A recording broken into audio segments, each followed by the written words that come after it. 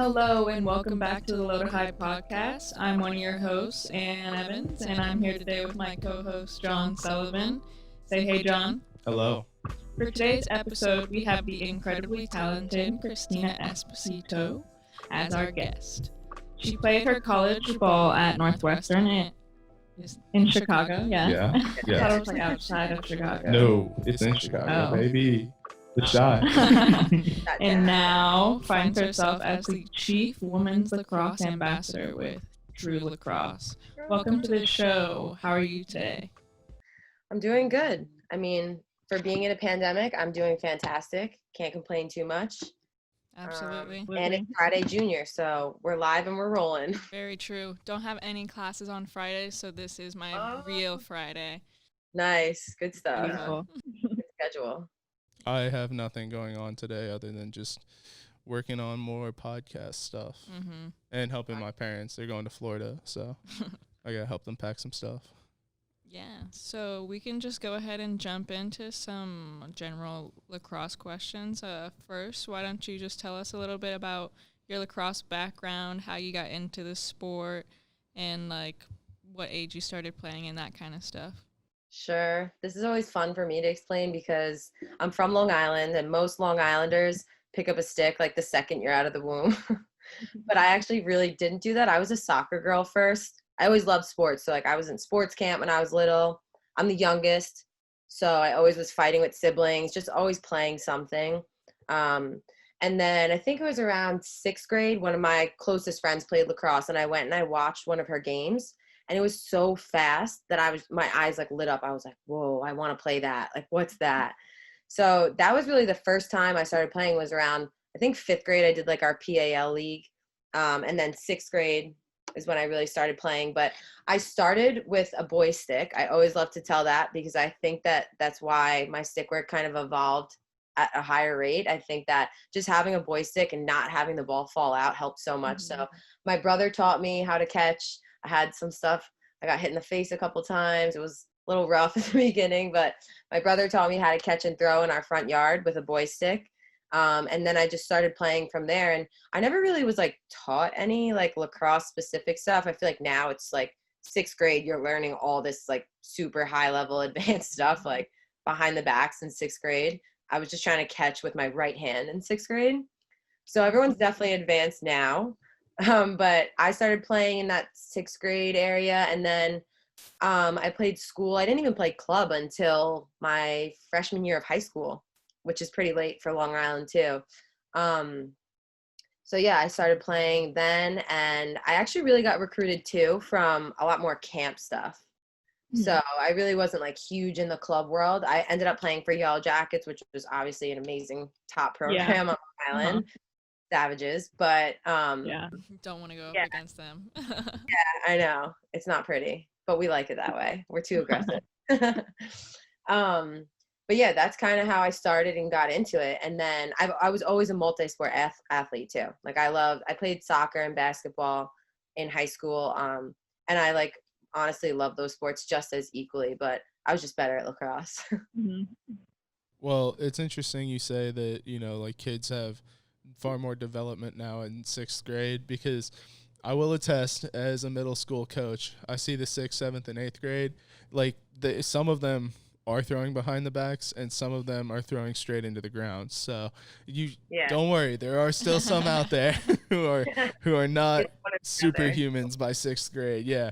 But I mean, some of my 6th graders are very good. Like they were in the starting lineup this year, and it's cool to see that. Yeah, it's impressive. And we're a little privileged in Long Island because we're just like lacrosse. So yeah, you see it at a crazy high level here. Absolutely. Yeah, that's an awesome place to grow up if you're a lacrosse player. And I guess if you grow up there, you're a lacrosse player. So for the most part. You get involved some way or another.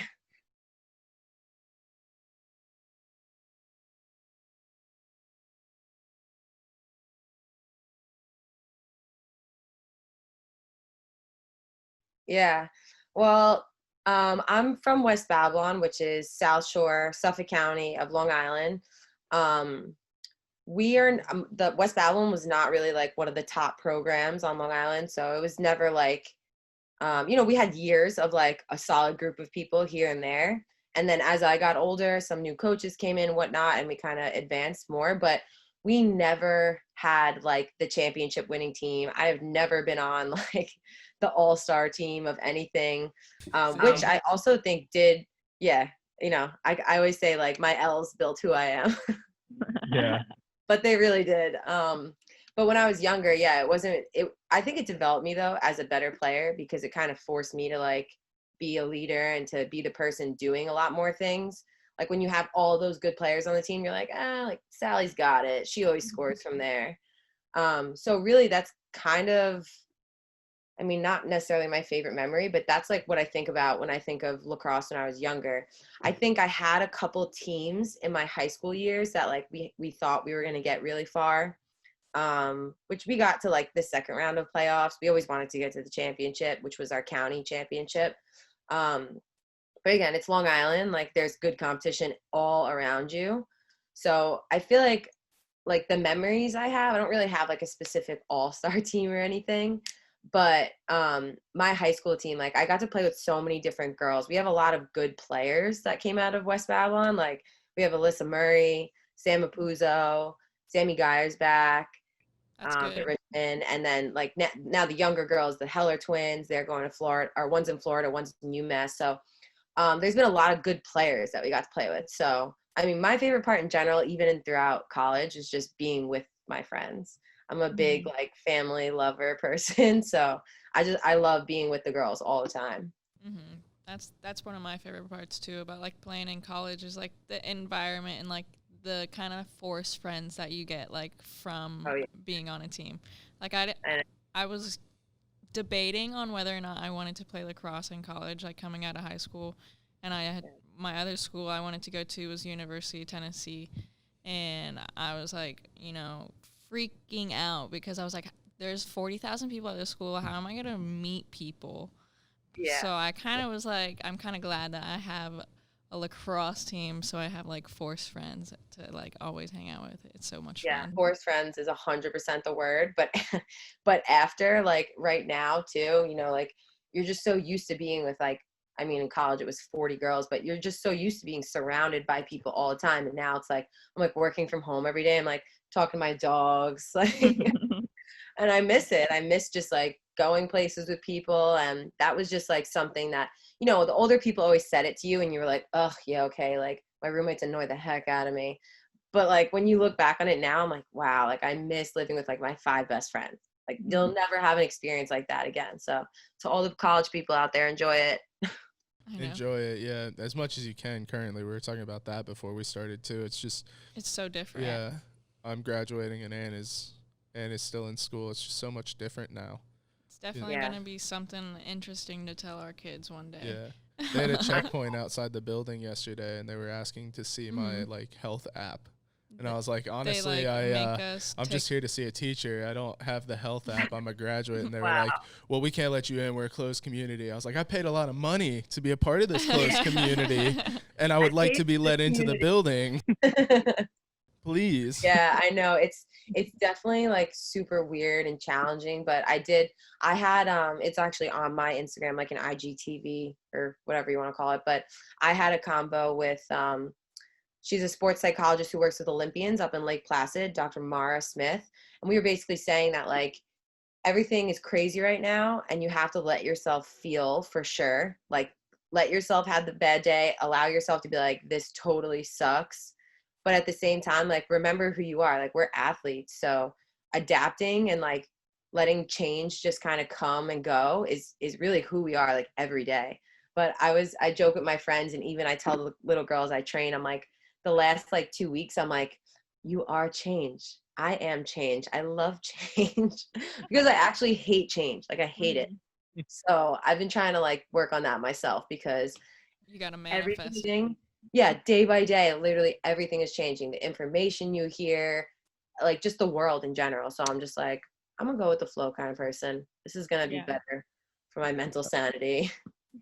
Yeah, I think athletes are pretty good at being able to just roll with the punches, Because the most like part, you'll show yeah. up to a field that you think you're gonna have practice on, it's flooded, and Yeah. coach is just like, "We're gonna hit the parking lot." And you're like, I'm gonna skin Yeah. my knees today, aren't I? Yeah. Yeah. Yeah, I love parking lot lacrosse. Oh, yay, shin yay. splints. Yeah. Tennis courts were always the worst because they're kind of slippery when they're not Mhm. like We really had to well do that, maintained. Yeah. Like early, small D3 program, early years in our program, we did not have access to like really impressive fields.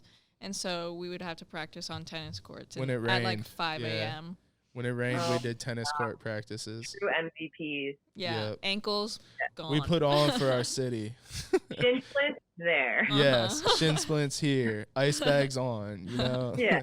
It puts ice on my wrist to a whole new perspective. Absolutely.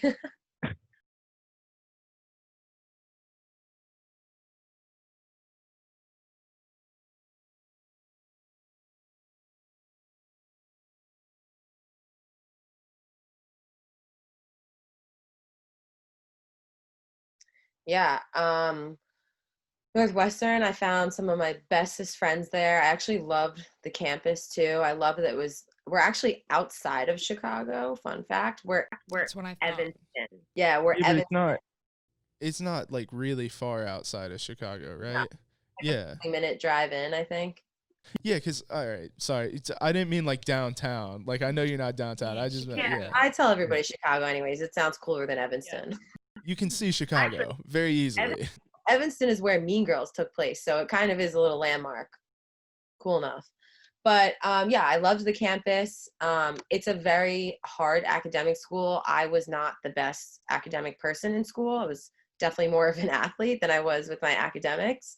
But at the same time, I made sure I took care of my work and I did what I had to do to get where I had to go. So definitely challenging in the academic world and then on the lacrosse field too. So I always say it was kind of a militant school, but I when I say that, I kind of mean in the best way, because during it, it was hard, but you had those people to support you. There is so much support, but after looking back on it, I'm like, wow, like I definitely have some differences that other people don't have or didn't have to go through. But I actually had 5 years there because I had a 5th year for my knee. I actually probably had, not to say a harder time than most people, but I went through 3 knee surgeries while I was in school. So that was pretty killer for like my mental and physical health, like at the same time. So that's why I think for me, it was like, it was a huge, huge challenge. I also don't think that I was ever really even challenged in that way. So it kind of forced me to just like completely break down and build back up again.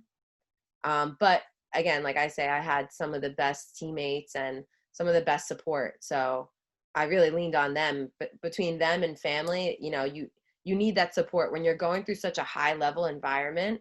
And I feel like sometimes, people try and like hide it and they're like, oh, D1, like, you're ranked top 10. Like that's no easy life there, And I'm not trying to talk bad about it at all, but I do like to kind of bring up the reality of it. And I try and educate my girls too, of like what priorities they want. Like, it's okay to say that you want a social life, and not that we didn't have a social life, but Yeah. it's okay to look at that. Like when you're going to be recruited out of school, because that's going to be your life. So again, like You have to know yourself.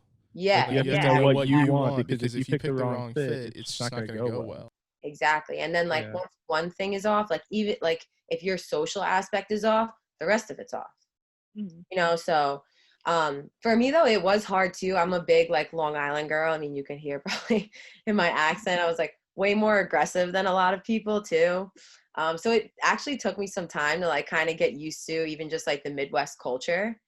So that's another thing that I tell my girls, like You're talking to a Midwest guy. Yeah. My first stop on the College Express was Bloomington, Illinois. I went to Illinois Wesleyan.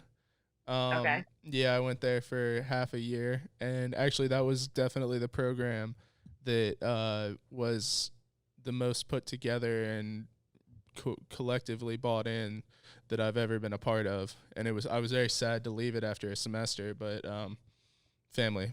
So Yeah. without getting too much into it, had to go. But yeah, that was the place that I started my college career. My sister actually plays basketball. She's at UF now. And and she went to UNC and graduated there, and then is doing her last year at UF. We toured Northwestern. We went to a basketball game. We walked around all your facilities, which was really cool for me, because I was like, beautiful. Man, I wish that they had a men's lacrosse team, but you know what? I will tour the women's facilities too, and I will be very excited about that. And I met some of your coaches. They were like in the offices and stuff, and because we were on a tour and I was with my sister, I got to say hi to them, and it was cool. Yeah. But you guys had such cool uniforms. I remember all the mannequins standing out there with like the football uniforms on and your uniforms, and that was so cool. So cool. It's so legit. Like, you know, you really are too. When you go there, you are in such a bubble. Like I would even say, at least for girls lacrosse, because there's really not much professionally that kind of even like relates to the high D1 level. But you feel like you're basically a professional athlete as a female in college. Mm-hmm. That's the type of treatment at those high D level schools.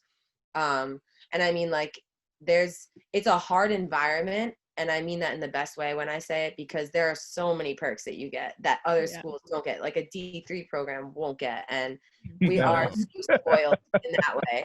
Yeah, like, I used to go into my sister's locker room. It's crazy. And people are like, oh, I don't really like that color. And we're like other schools don't even get a backpack. Yeah. So we have to buy ours, Yeah, we have to, like, we had to buy ours. Give money. Yeah, they were like, oh, we're getting you a discount. It's still $75 though. It's like, it's not the best discount. I would much rather have the free one.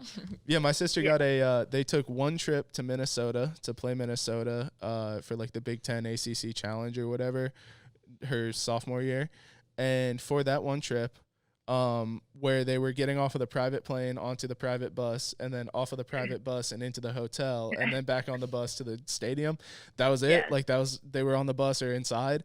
They got the Jordan parkas that were like the big bubble ones that go all the way down to like mid calf, and I think they're like $1,200 each, and they each got one. And like, yeah, she would leave every year with a duffel bag full of shoes and clothes out of her locker, and then they would just stock it for the next year. Yeah.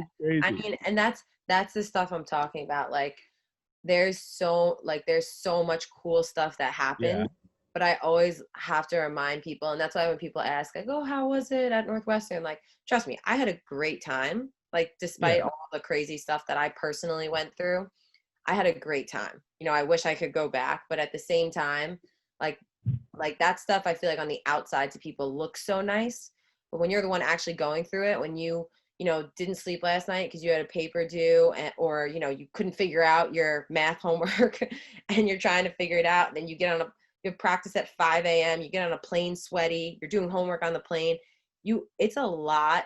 And that's why I think, I mean, any person who's doing college athletics, like, clap to you, because just people on the outside don't realize how much of your energy is actually going to it. Like, I used to argue with like my brother and my family, and I'd be like, what I'm doing is harder than your job.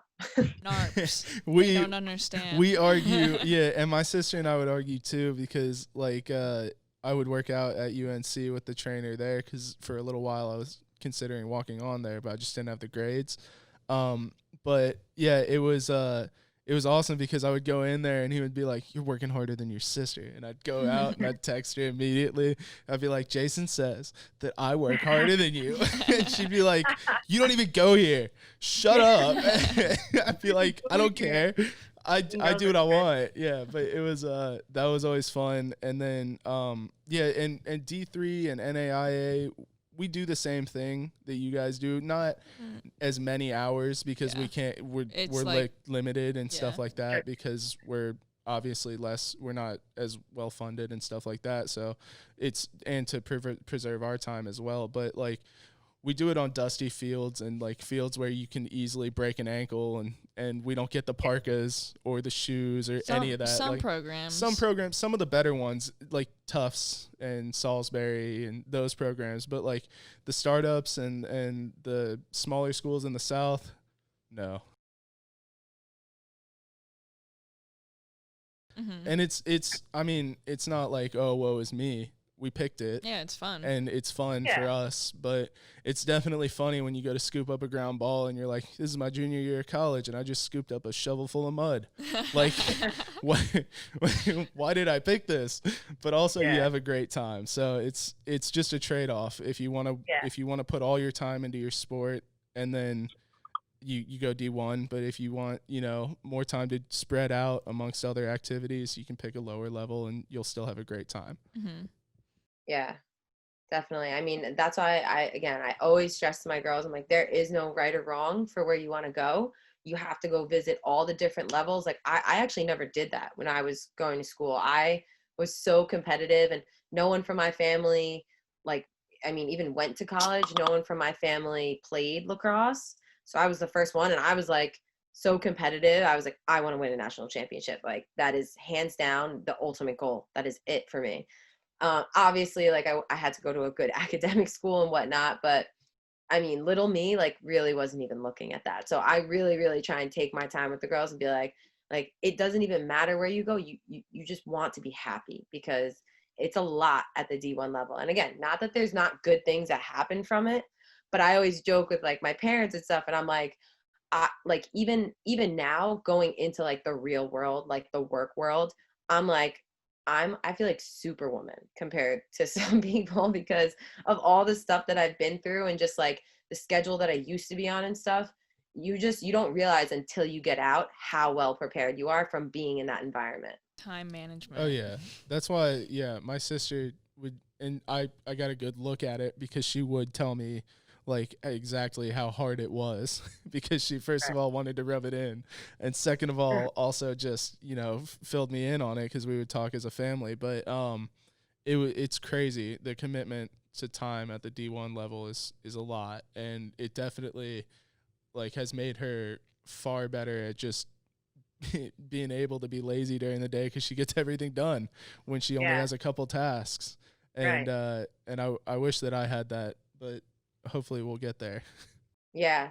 Well, I mean, it was probably from my injuries more of too, but like I have such a huge focus on mental health because that environment is so just like, it's really crazy. Not like when you're out of it now and you look back, you think about it, you're like, wow, like I really did all that. Like how did I do that? How am I even okay? down to it.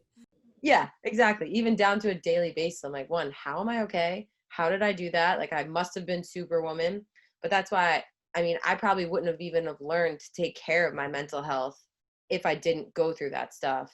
So I always encourage even like smaller athletes to college athletes, like make mental health a priority. It sounds crazy to people, it's starting to get more popular, but still, people are embarrassed to say certain things of how they feel, but like it's real and we all hide it deep inside. So like we might as well just talk about it and not kill ourselves internally. Yeah. And we don't like you talked about talking to your players. Like I don't like to preach to my players, but I definitely am honest with them about my experiences in certain places. And I'm like, look, here are the benefits, here are the downsides. It's up to you where you want to go. And I always pose the same question to them before a game. It's, do you want to be good or do you want to be great? And so I asked them that, but it's the similar principle. Like, what do you want to do in college? Do you want to play good lacrosse and have a great like spread out portion of time for other things? Do you want to play great lacrosse and play great lacrosse? Like this, yeah. And there's a couple schools that obviously fall outside of that bubble, like the ones we talked about earlier, where they're D3, but they still also get all the benefits because their schools are well funded. But it's just an interesting thing to talk to younger people once you've gone through your whole entire experience, and they're asking you questions, and they're 6th grade and 7th grade and 8th graders, and you're like, first of all, you're thinking about this too quick. Like just get to sophomore year, then start talking to colleges. But like it's cool to give them your experience and let them think on it and come to their own conclusions. Yeah. And that's huge for me because I feel like, I don't know, I feel like it was always this like secret that was like kept, like even with older players who were leaving. I never understood that. I didn't either. Like trying to make it all seem gold. It doesn't make sense. It's not. It's not all gold. There are struggles. It's okay to say that. Like, I think that, I mean, that's part of like life in general, which like I've slowly learned, but like there's never going to be a time where you're just like, everything's, I mean, maybe like a moment, I'll say. Yeah. Like for your wedding day or something like that. You're like, everything's perfect today. Yeah, exactly. But other than like, Even you're always gonna go through things you hate, people you don't work well with. Like, so I think that's why I tell girls, like, it's less about like the lacrosse stuff, and you have to make sure you have the support everywhere. Like, do you like the academic advisors, the way that's set up? Is there mental health support at the school? Are there sports psychs? Do you like the class of girls that you're playing with right now? Like, those are going to be your support system for the next 4 years. Like, that's your family. So yeah, it's definitely a different perspective, but I never understood that. I felt like when I was younger, it was more of like quiet the other stuff and like sell the dream. I did not. Yeah, I never understood that either. And the recruiting side of things, especially with social media, has exploded since we were recruited. Like, I was recruited in 2014 and 2015, and like I only talked to coaches from those schools. That was my only input from those schools, other than an academic advisor when I applied.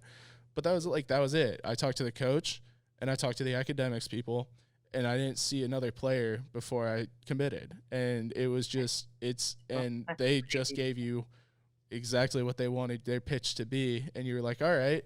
And so most of the schools I was considering didn't have like a huge alumni base in my area. Well, actually none of them did. And so it wasn't like I could reach out and be like, hey man, you played here, because we didn't have any established programs. The programs had been started 3 years before I got there. So it was really difficult, and it was just a shot in the dark, and I ended up picking a great place, but like I said earlier, I just had to leave it. So, you know, sometimes it works. Yeah, I know. Fingers crossed, but exactly. we don't like, you know, for the next, to spend 4 years somewhere, like you don't want to just fingers crossed it, which now luckily they have so many other resources and stuff. But I think even like myself, that's where I kind of realized that, you know, as you get to the higher levels too, like it is a lot like a business in a sense. And it's like, you know, they're trying to do what they have to do to keep their business successful and keep their business running.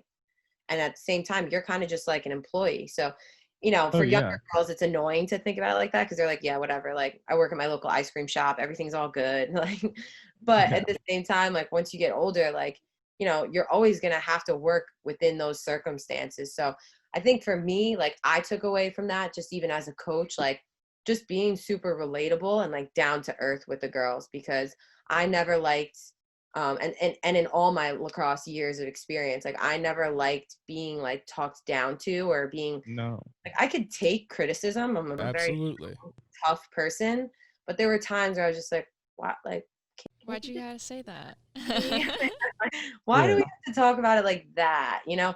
So I like, for me, I try to make so many connections with my girls and just be like here with them. Like, we're all humans. Like, if they don't get something, let's just like talk. Yeah, let's just talk it out, you know? So that's another thing. But again, that's where the support comes in. And like, you know, in that recruiting process, like, don't just go through it. Ask the tough questions, be that person, you know, because it's your physical and mental health for the next 4 years. Yeah, and in the end, it is all about like your, right, like you said, your physical and your mental health. If you're not happy at that school, like because of the mental state that it puts you in, you're not going to perform well academically, athletically, and you know, there's so much that goes into it.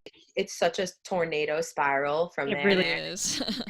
But, you know, when it comes down to it, that's where, you know, you get a lot of girls and even talking or like instances of, you know, like, I actually never read it and I really want to, but there's a book, Why Maddie Runs.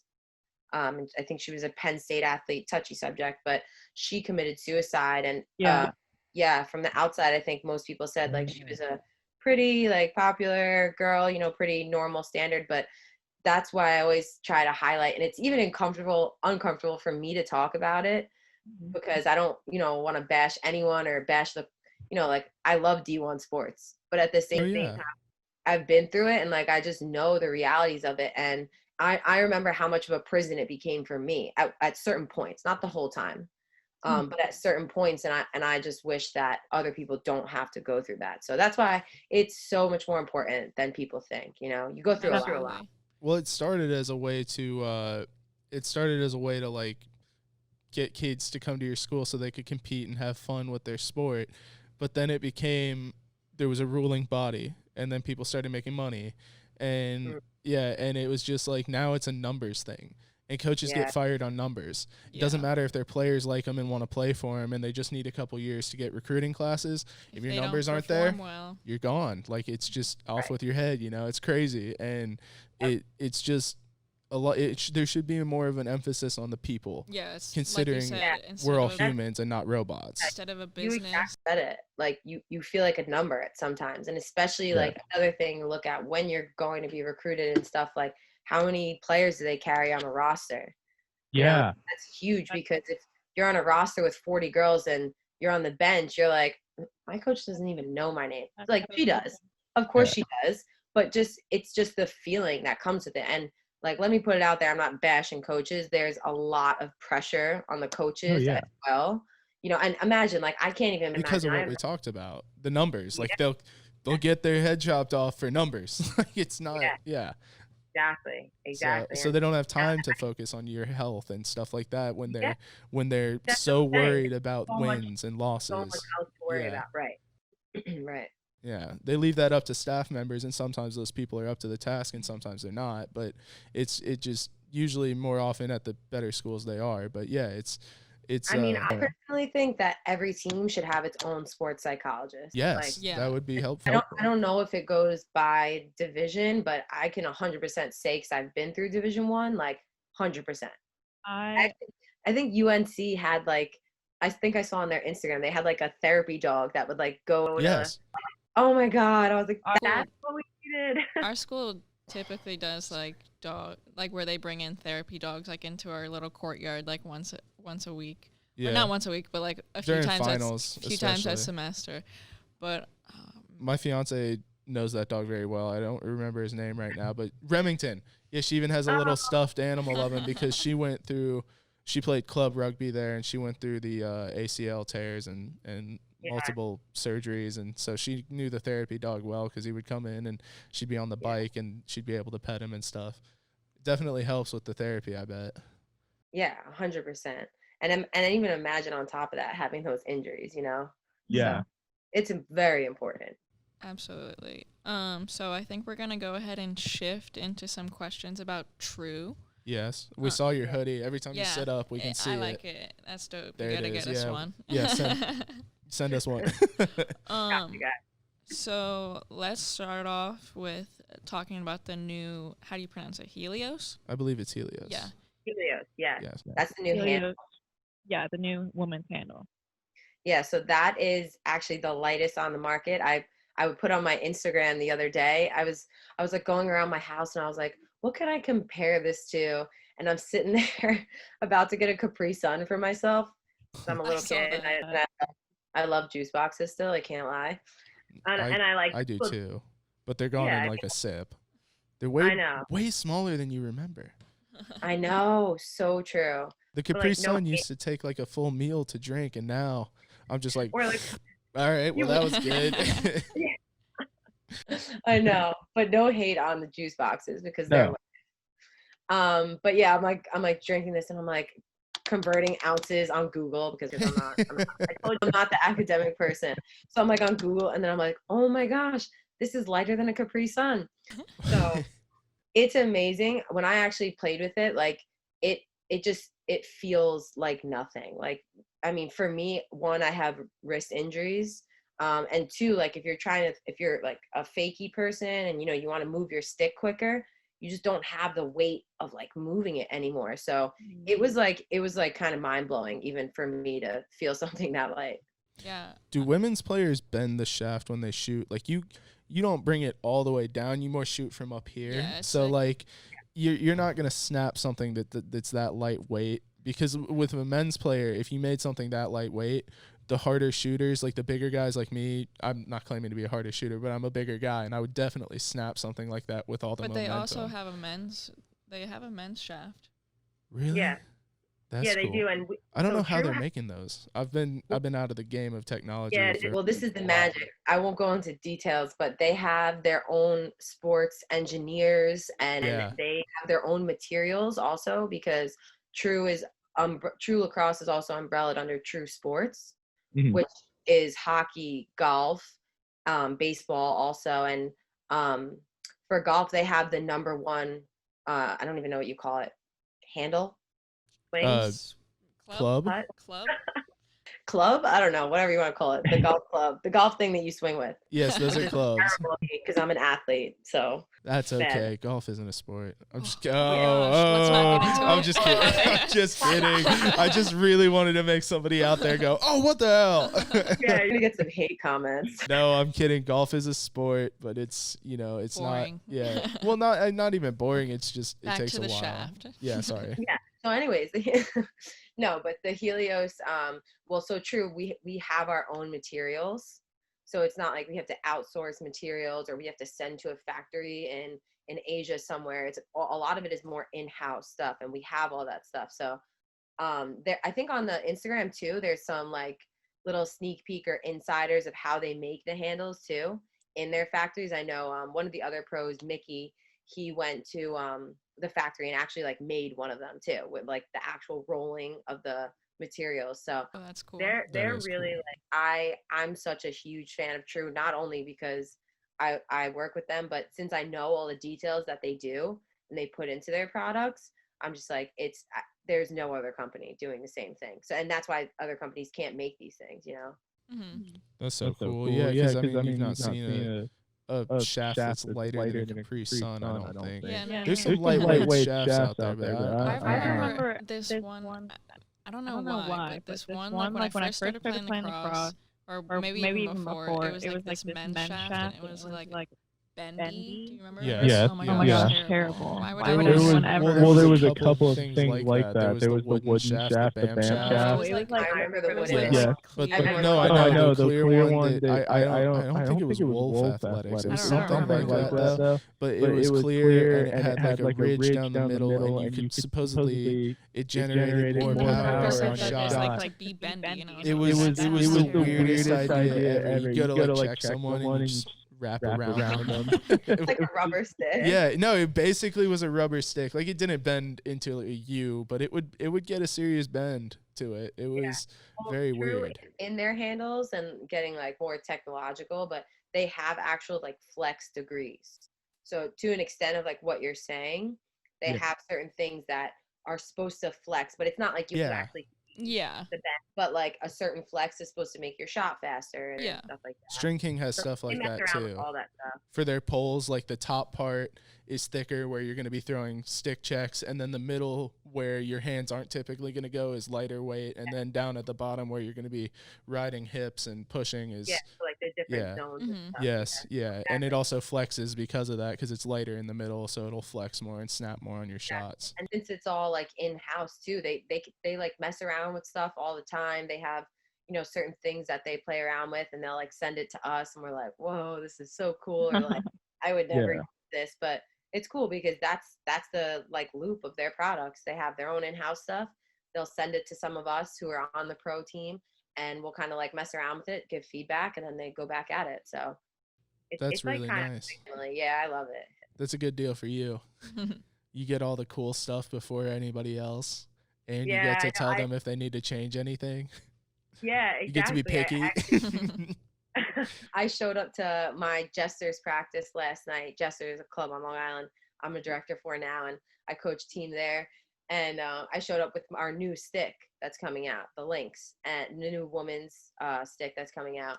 And they're all like, oh my gosh, like, what is this? Like, can I go get it? And I'm like, guys, it's not in stores yet. And they're like, oh my gosh. And they're going back to the high school, to middle school, and they're like, guys, my lacrosse coach has a stick that you cannot buy. Yes. I get gassed up more by them than I do like any of my friends or family. Little kids are the best at gassing you up. If kids they like think anything's you, cool. if they don't like you, they will tear you down. Yes, they're very mean. Yeah, you got to be on that good side for sure. my uncle worked for Nike, and he got us the Shocks one year before they came out in like 2009.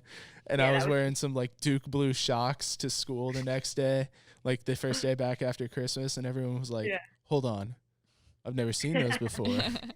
And I was like, they're unreleased. VIP unreleased. Yeah, what's up? But anyways, moving on again. What's the coolest experience you've had associated with anyone at True? Either a player, like a personal hero of yours, just somebody you've met through True that you wouldn't have otherwise met. I mean, really like everyone in the organization. Yeah. I never like came across someone that I was like, ugh, this person. Like never had that, which usually there's always like a few here or there that you don't really like get along with the greatest. But I mean, everyone in the organization is just so helpful and so nice and so positive, and just everyone's chill too. But Lorne Smith, he is the global head of sales, I believe, for True. And he played at Princeton, but he's just like a goat. Like he's out in California, like doing his thing. He actually owns Fire Threads, which is like the type. I know those. Yes. Yeah, they have like a strip of rubber on the shooting strings, and then they have rubber on the mesh. Yeah. That was always strange to me, but it's cool. Everyone in the organization is like just, and that's really how we like recruit people too. If you're going to be part of our team, like lacrosse, you just love lacrosse, and it's just a kind of a part of your life, whether you played in a club and like now coach, or you played D1. So there's a huge variety of people. So Lorne is one of them. Even in the women's side, so I'm the head chief ambassador, so I like kind of recruited some people here and there. And I got Kristen Gelman. She was an old number 3 at Northwestern. She is an absolute like I mean, I don't really know her accolades to a T, but I'm pretty sure she won a Tewaaraton Award. She was on the USA team. Just like she's one of the great players, baller of her generation. Yeah, absolute baller. So it was so cool to be able to get her. She was like my number person. I'm like, this is so cool to be able to like come full circle, like number 3 at Northwestern. And then I was a number 3 at Northwestern. Now we get to work together with True. So that's so cool. And even someone, Corey Connor, she does a lot of dyes and stringing too. And she played goalie in my high school team. And like, she wasn't necessarily like trying to be recruited as a goalie. She was, I think, more just playing to play. But like, she stayed in the game. She just loves the game. She played in college too at a certain level. And now she works with us. And it's just so cool. We have such a great team of people.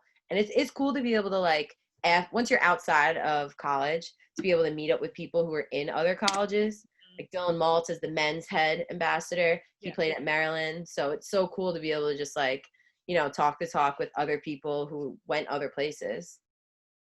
Yeah, and talk about different experiences like what we're doing on the show. That's what I love about doing this, because everyone has like similar experiences, but at a different place. All the men's players say, well, I was playing baseball and then I saw these guys with sticks, and like that's how that's what happened to me. And then and then all the women's players are like, you know, I didn't really get into it too early, soccer, you know.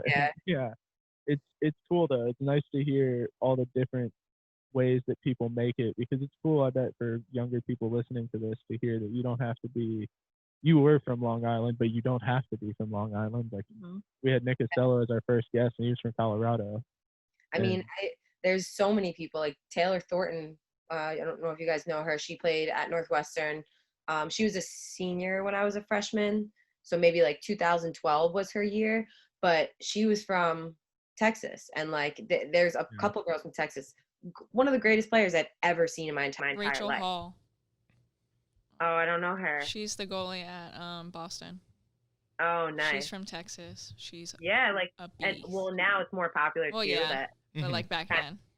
Yeah, that's what I'm saying. So you don't have to be from Long Island. You know, you don't have to play lacrosse from like first grade on. Even Alyssa Leonard played at Northwestern. She is a freak athlete, so I'll put that out there first. But she started playing lacrosse her junior year of high school. And went to Northwestern. Where's she from? Bayshore in Long Island. Oh. Okay. Yeah, but she was like an all-American softball player, like very well asked, very all-around athlete. Yeah. I know some people like that who just can pick up any sport. my best friend Steven got drafted to the Red Sox this year, and but he would come out to the lacrosse field sometimes when I would make him, and he could shoot with my stick. Like, he didn't have the exact mechanics, but like, he could shoot. He would just like, you know, push and pull. Once I taught him push and pull and like bring it over your shoulder, he was like, "Oh, this is like throwing a baseball but with an extension." I was like, "That's what it is." And he was like, "Okay, I can do this." Yeah. Yeah, no, I always, well, I even think myself, like, I think I learned more from playing my other sports. Oh yeah, that's definitely. why I think I was, you know, so elite in lacrosse, is just from playing more sports for more years, you know. So I always tell people, I'm like, go play your other sports, please. Oh, definitely. Don't Yeah. quit playing football just for fall lacrosse, you know. Unless Right, it's exactly. I can't, I'm a hypocrite. I did that my junior year. I never. But it was a 2-8 team. It wasn't like my time was well invested. I never played any other field sports. I ran cross country and I swam like since I was like 5 until I was like 13.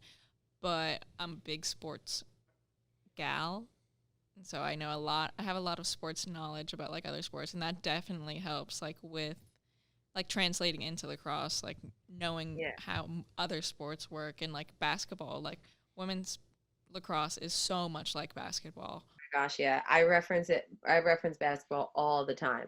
I'm like, do you ever see LeBron James do a crossover like this? Yeah, like how to set a pick. Like when I'm teaching my little kids how to set a pick, I'm like, have you ever watched basketball? I used it yesterday during a lesson. And, like, go like that. Just do that. I used it yesterday during a lesson. I said, you box people out for the rebound in basketball, you do that for the ground ball. Like, it's basketball is very comparable to lacrosse, and then it also has aspects of soccer, so you were well suited there too, because it's a lot of running, but it's a lot of cutting too, and then finding the open spot and being there and things like that. And stuff, which I try and tell people, like, the skill stuff is, you can develop that, you know, you can learn how to catch and throw with the stick, but that other stuff is hard to teach. So I got that mostly from other sports. So without giving too much away, what can you tell us about what True is planning to do, or anything that's upcoming in the future? Oh yeah, we actually have a lot of goodies coming in the future. Let's see, how do I say this without spoiling everything? I think that right now they're in a lot of just like equipment stuff. Like right now we have focus on handle, expanding out a little bit, because again, the same thing they do with their handles, like the work that they put in with the feedback and stuff, they do that with everything else, like down to a T. And I'm talking like very detailed, very specific. So everything else that we'll be rolling out in the next 2 years, I'm not even concerned that it's going to be anything but very high level things. What you were about to say must have been confidential, and somebody cut your internet connection, because we lost you for a second. Right when you said the handles are, and then it cut out, and then it started again when you were saying they just put so much attention to detail. So whatever you were saying must have been confidential. The True Gods were like, no. No, like, they shot your like internet feed with a drone or something. It's funny. Hilarious. Yeah. So I guess we'll move on, because I guess we can't reveal it. It's not meant for the listeners. Yes. Yeah, it was meant to be. What's the next big step for True in helping the women's game go? Like, you're like the women's, or grow, not go, but yeah, get it out of here. No, I'm just kidding. Get the women's game. Yeah. Yeah. Well, I mean, I think one of the things that I like about True is that they're very kind of like grassrootsy, which like means that for everyone listening, that it really comes down to just like hearing the things that you hear every day, like at your practices from the girls or guys. So I think in terms of like growing the game, the people who are in True, we're really just like, it's a part of our life. Like we all coach, we, you know, some of us run our own clinics, or we work with the products ourselves, like Corey, you know, dyes and strings stuff herself. So really like the best thing is that we kind of bring in that feedback that we hear from around us. So we really are kind of in a sense like hand in hand with growing the game, like not even, I guess, purposely in a sense, you know, we're just like around it. And then as that, you know, I'll get feedback from my girls. Like the other day I was asking them, I was like, you guys, like, what if you had to design your own handle, like, what's your favorite thing? And they were like, crazy. They're like splatter paint, like universe stuff. And we actually, True has like a universe handle. It's like an exclusive with Lacrosse Unlimited, and they have a tie-dye one too. But I saw. um, I was stalking you Yeah. on Instagram, but I saw on your Instagram highlights all of the True like dyed heads. Oh my Yeah. gosh, so cool. oh, crazy. Yeah. And like that's things that, like when I was a player, I have like the old like De Beer stick that was like 18 different neon colors. Uh-huh. I know what Yeah. you're talking about. Yeah. I even know what you're talking about. Yeah. I mean, Yeah. I think I got it from like Dick's Sporting Goods or something. Yep. But basically like that's, we're just really like listening to what's going on and like just giving that feedback all the time. Like, weekly calls and stuff, or just like what do girls like? Everyone's just curious. So I think that's the best way to grow the game, is to just kind of like be in the game and to just keep adapting. What do girls like? Please tell me. I'm just kidding. I'm engaged. I know what they like. They like shiny rocks. Yay. Yes. Well, I guess we'll go ahead and leave because Anne has class and I have to go help my parents. Yeah, we school had some sucks. struggles getting this started. We've not struggled yet, but we knew it was coming at some point, and unfortunately it picked today. So That's all right. yeah. It was me. Oh, sorry. No, I don't think it was you. No, I think it was us. us. But so what do you want your legacy to be when it's all said and done at True and as a player? We ask this question to everyone. It's a tough one. Yeah, I know that's like always the killer question, but I mean, I kind of love this question because I think that for myself, when I think about like my lacrosse experience so far, like I think, in the times that I was feeling like I wanted to quit, which was a lot of times, just so everybody listening can understand that, like, yes, you can play D1 and be, have awards and stuff, and still like I went through moments of not wanting to play or pick up my stick at all. And I think that for me, like when I think about it, like that, in a sense, that gives me so much pride, like for myself, not for anyone else, but just like, wow, like I really kept fighting. Like I had 3 knee surgeries, and every time I was like, nope, like you're going to just do the best you can and keep going with this. So in a sense, I kind of feel like now my like legacy, I guess, if you want to call it, would be to just like use what I went through to just help these other girls, because there is so much that, like we were saying before, just not necessarily is like hidden, but no one really has talked about. So I just want to use my platform, and whether that be with True or just through my own stuff and through like stuff like you guys, which this is amazing, but just like really bring to light that like, you really have to take care of yourself at the end of the day. And that's really what it comes down to, is just you being happy and like really focusing on like, what do I need? Like, what's going to be good for me? Because life sucks when you're miserable, and nobody wants to be with a miserable person. Nobody wants to be miserable. So I think the biggest thing for me is really just like using my experiences to just like guide these girls and just support them and show them that like you can still be an elite athlete, but the elite athletes, like, if you watch like the Michael Jordan documentaries and stuff, like they are more mental than physical. Mhm. And it feels uncomfortable for some of these younger girls to like talk about, but even in all the clinics that I do like around the country, I always have at the end like a mental session, and I just like tell them about things that I've went through, and like I give them journals, and I'm like, start journaling, like just get this stuff out, so really my legacy is to just kind of like protect the peace within the sport, I guess. No, that's awesome. I'm a really big advocate for mental health too. Like I've struggled, Me too. Yeah. gone through the struggle. Yeah. All have, so I'm like over it being a secret, like Mhm. Oh Not yeah. a secret. I'm just I've over seen a such lot of things stigma. being a secret. It seems like we have a lot in common. Like I feel like a lot more should be open than it Yeah. is, and that's Yeah, across all exactly. walks of life. It's like, why can't a parent say to a kid, "Listen, some days suck. I'm sorry." Yeah. Like you don't want to fill them with Oh. false promises. Yeah. Yeah. But anyways, we're getting too far onto other things. But I could talk about it for days. Yeah. What- Me too. do you have any charities or social medias you want to plug, like your own and also maybe your club team or something like that? True. Yeah. So True. I guess Yeah, I'll go with 4. The first 2 is mine. You can follow me at Spododo. Yeah. That was a nickname that stuck forever, so I had to keep it. That's SPODOE, Spododo. True is Play True Lax. They always have like the updated stuff on there for whatever's coming out. And then my other two is also Jesters, which is Long Island United Girls Lacrosse Club. That is an amazing lacrosse club. Myself and my high school coach got plugged in there as directors. So we're kind of like just bringing it to a whole new level than it already was at. So definitely check out Jesters. We do a lot of cool things, even with like mentality and stuff there. And then finally, City Lax. They're an inner city in New York City program, and they just go above and beyond for not only their players, but just like the lacrosse community in general. Like, I mean, from, you know, different charities and stuff. And I've worked with some of the people there, and I think, wow, like these girls are so just willing to learn and stuff. So definitely check them out. They're always doing like some kind of like 5K virtual thing or a Rumble class and stuff like that. So they're amazing too. Awesome. Perfect. Yeah, we'll Thanks, check them out for sure. You can follow me on Instagram at evans.cr2 and on Twitter at @theannevans.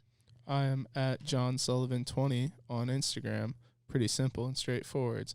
All right, we're gonna go ahead and close it here. I think that'll do it for us today. We appreciate you coming on. Please, people, do not forget to leave a 5-star review on Apple Podcasts. That is the platform that most advertisers will look at. And if you want us to start making some money and bringing you better products in the future, including, you know, better video quality, things like that. I'm broke.